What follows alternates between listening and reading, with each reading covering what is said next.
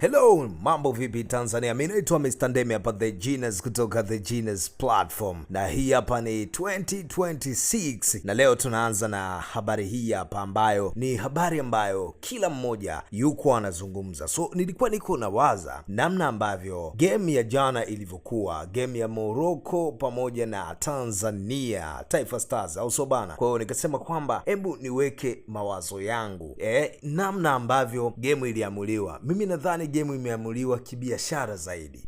Ilitumika siasa ya biashara zaidi kuamua ile game pale, ili Tanzania wabaki, Morocco waweze kwenda pale wanapotaka kwenda. Lakini kabla sijaenda kuweka mtazamo wangu, nilikuwa na kuomba wewe ambaye unanisikiliza, kama una biashara yoyote ambayo inahusiana na vitu vya shule, uwe una shule, uwe una daycare au unauza bidhaa zozote ambazo ni za shule, au una huduma yoyote ambayo inahusiana na shule, karibu sana. Muda huu ndio muda sahihi ambao unaweza tukakuandalia matangazo na tukatangaza pamoja kupitia hapa The Genius Platform. Bana, namba yetu ya simu ni 0763211285. So mtazamo wangu utakuwa kama ifuatavyo, na wewe unaweza ukaweka mtazamo wako. Mimi naona game imeamuliwa kibiashara zaidi. Unajua, kwa jicho kabisa la kibiashara, hili ni jicho la kibiashara au siasa za kibiashara, ndio nazileta hapa leo. Unaweza ukanisikiliza, kama niko sahihi utaniambia niko sahihi, kama siko sahihi unaweza ukaweka na wewe maoni yako kupitia hapo kwenye comment ili tuweze kwenda sawa, au sio bana? Lakini mimi nilivyoona kitu ambacho kimetokea jana, kwa sababu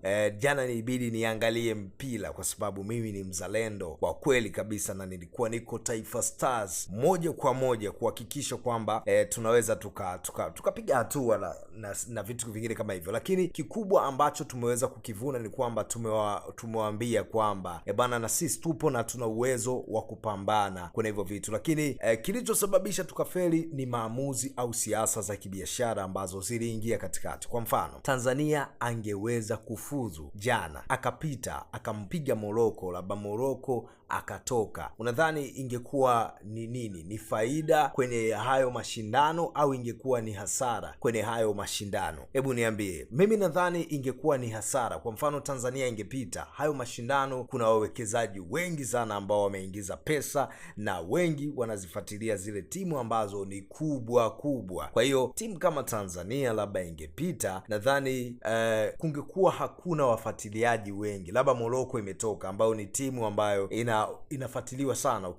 Ukitizama hata jana uwanja wao ulikuwa umejaa kweli kweli. Kwa mfano ikitoka, kwa hiyo kuna watu wengi sana watapoteza ule mvuto wa kuendelea kufuatilia hii michuano. Kwa hiyo wafanyabiashara ambao wamepeleka matangazo yao kwenye hiyo platform ambayo ni hiyo African, nadhani watapoteza, hawatopata matokeo yale ambayo walikuwa wanayafikiria. Kwa hiyo ukipitisha timu ambayo ni ndogo kidogo inakuwa ni ngumu, japo Taifa Stars walikaza sana. So lakini kwa sababu ya siasa za kibiashara hatuwezi kuacha wawekezaji wapate hasara. Kwa hiyo inabidi nyie muondoke, mrudi nyumbani, tuendelee na watu ambao wana mvuto, lakini mmesogea hatua moja mbele, sio hampo pale mlipokuwa zamani. Kwa hiyo mawazo yangu ni hayo hapo, kwamba kilichoamuliwa pale ni siasa za kibiashara, kulinda wale wafanyabiashara wengi na mashabiki wengi ambao wanazifuatilia hizi timu kubwa. So sisi hata tungeenda wapi? Tungefuatiliwa na nani baada ya pale? Baada ya hizo timu kubwa kuondoka, labda zikabaki timu labda Tanzania na Uganda, nani anafuatilia? Nani ambaye ameweka mizigo pale? Watu wanatangaza matangazo makubwa ambayo yanatakiwa yaonekane dunia nzima. So ukiondoa wale watu ambao ni watu pendwa pale, unadhani nani atafuatilia? Hakuna mtu ambaye atafuatilia. So mawazo yangu ni hayo hapo. Wewe unaweza ukaweka mawazo yako, unalionaje hilo swala, hususan kwenye engo ya kibiashara zaidi,